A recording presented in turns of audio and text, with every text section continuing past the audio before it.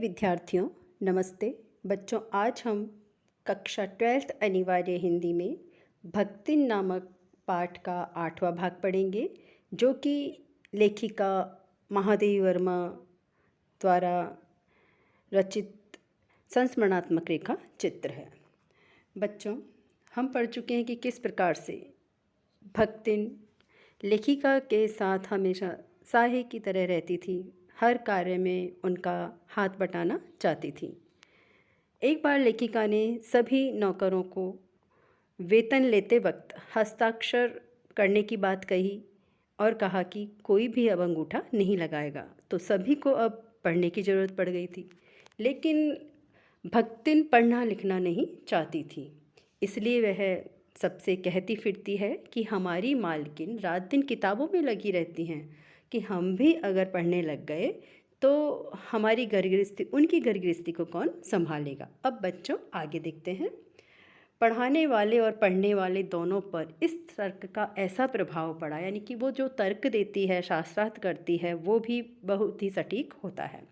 प्रभाव पड़ा कि भक्तिन इंस्पेक्टर के समान क्लास में घूम घूम कर किसी के आ ई की बनावट, किसी के हाथ की मंथरता, यानी कि इंस्पेक्टर की तरह इंस्पेक्शन करती रहती थी वो, कि कोई भी पढ़ता हुआ होता तो बार बार उनको टोक भी देती थी कि आपकी बनावट ऐसी है, आप धीरे धीरे लिख रहे हैं।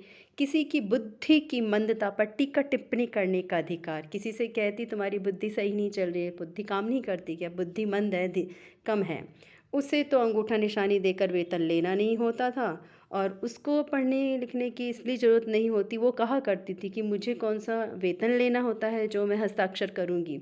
इसी से बिना पढ़े ही वह पढ़ने वालों की गुरु बन बैठी। वह अपने तर्क ही नहीं, तर्कहीनता के लिए भी प्रमाण खोज लेने में पट्टू है, यानी कि सब वह तर्कहीनता के लिए भी सबूत खोज लेती है और निपुण है इस चीज़ में। पट्टू है यानी कि निपुण है। अपने आप को महत्व देने के लिए ही वह अपनी मालकिन को असाधारणता देना चाहती है। वो चाहती है कि उनकी जैसे उनकी मालकिन है, विशेष हैं वो, ऐसा वह सबको बताना चाहती है कि उनका जैसा कोई नहीं है। पर इसके लिए भी प्रमाण की खोज ढूंढ आवश्यक होती है, लेकिन उसके लिए फिर वो सबूत ढूंढती है। कोई किसी को अगर वह बताती भी है तो उसके लिए सबूत सहित बताने की कोशिश वह करती है।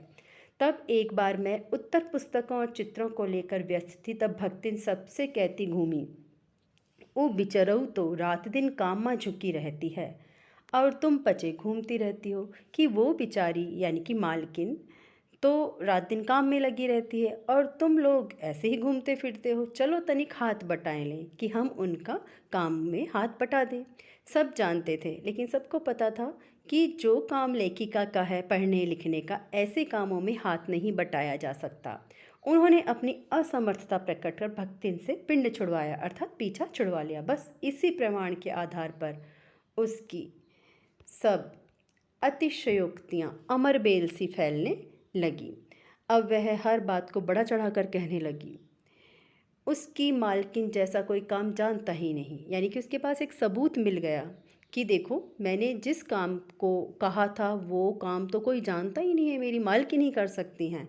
इसलिए उसने ऐसे कहा, कोई नहीं जानता, इसी से तो बुलाने पर भी कोई हाथ बटाने की हिम्मत नहीं करता। पर वह स्वयं कोई सहायता नहीं दे सकती थी, लेकिन उसको तो कोई सहायता दी नहीं जा सकती थी उससे। इसे मानना उसकी हीनता स्वीकार करना है, इसे वह मानना नहीं चाहती थी। इसी से वह द्वार पर बैठकर बार बार कुछ काम बताने का आग्रह करती है।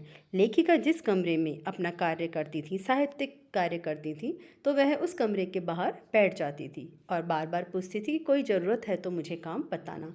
कभी लेकिन वह सहायता भी करती थी। किस प्रकार कोशिश करती थी? कभी उत्तर पुस्तकों को बांध देती, कभी अधूरे चित्रों को कोने में रख देती थी, कभी रंग की प्याली धोकर और कभी चटाई को आंचल से झाड़कर वह जैसी सहायता पहुंचाती है, उससे भक्तिन का अन्य व्यक्तियों से अधिक बुद्धिमान होना प्रमाणित हो जाता है।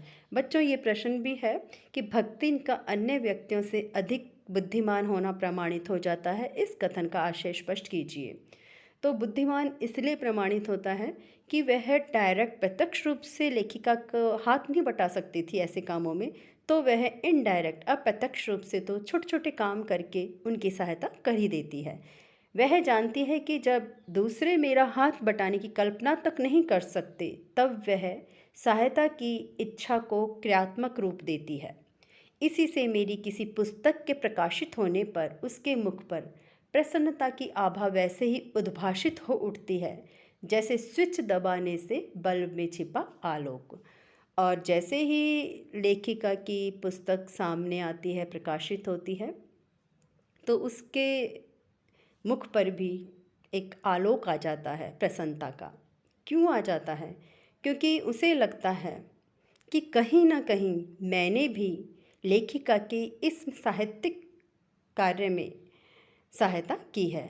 जैसे स्विच दबाने से बल्ब में छिपा आलोक, जैसे कि बल्ब के अंदर आलोक और प्रकाश होता है, लेकिन जब हम स्विच दबाते हैं तो उसमें वह उजागर होता है।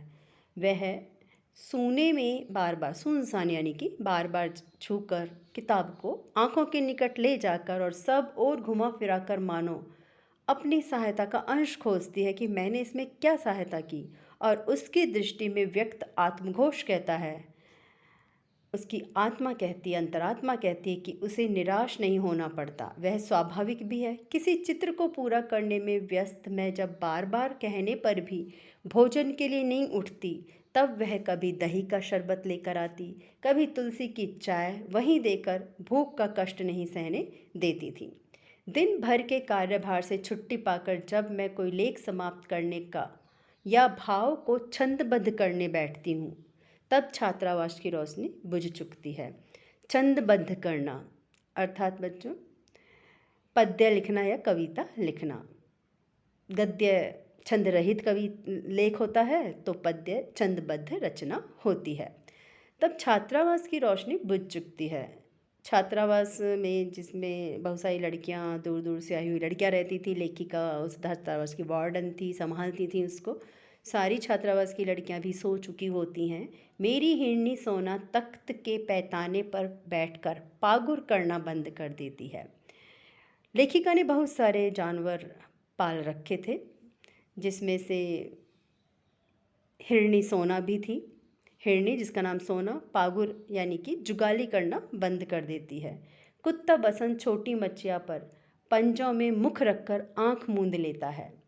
और जो बसंत नामक कुत्ता था वह छोटी मच्छिया पर, छोटी खाट पर पंजों में मुख रखकर आंख मूंद लेता है। और बिल्ली गोधुली, गोधुली नामक जो बिल्ली है, मेरे तकिए पर सिकुड़कर सोती रहती है।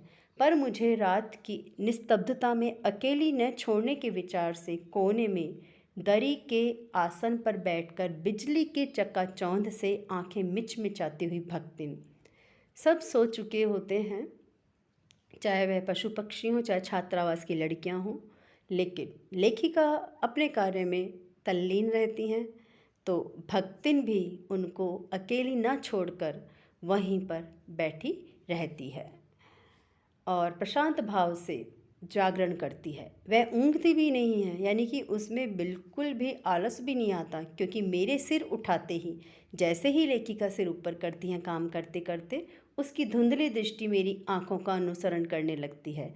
उसे ये लगता है कि उन्होंने मुंह ऊपर किया, अर्थात लेखिका को उस चीज़ की आवश्यकता है। यदि मैं सिरहाने रखे रैक की ओर देखती हूँ तो वह आवश्यक पुस्तक का रंग पूछती है। यदि मैं कलम रख देती हूँ तो वह शाई की दवात दे देती है, और यदि मैं कागज़ एक और सरका देती हूँ तो वह दूसरी फाइल टटोलती है। इस तरह से उनके हर कार्य, हर गतिविधि की साक्षी रही है भक्तिन। बहु रात गए, सोने पर भी मैं जल्दी ही उठती हूँ। लेखिका लेट सोती थी और जल्दी उठ जाती थी, और भक्तिन को तो मुझसे भी पहले जागना पड़ता है। लेकिन भक्तिन को तो काम के चक्कर में जल्दी जागना पड़ता था। सोना उछल कूद के लिए बाहर जाने को आकुल रहती है। सोना हिरनी बाहर जाने के लिए व्याकुल रहती है कि कब गेट खुले और वह बाहर जाए। बसंत नित्य कर्म के लिए दरवाज़ा खुलवाना चाहता है, और गोधूली चिड़ियों की चहचहाहट में शिकार का आमंत्रण सुन लेती है। अर्थात जो गोधूली है वह चिड़ियों का शिकार करना चाहती है, इसलिए वह लालायित रहती है गेट कब खुले और वह कब वहाँ से जाए, क्योंकि बिल्ली है वह मांसाहारी होती है बच्चों। तो बच्चों, इस प्रकार से हमने ये भक्तिन नामक संस्मरण का 8वां भाग पढ़ा। अब हम नेक्स्ट डे अगला पार्ट पढ़ेंगे। धन्यवाद बच्चों।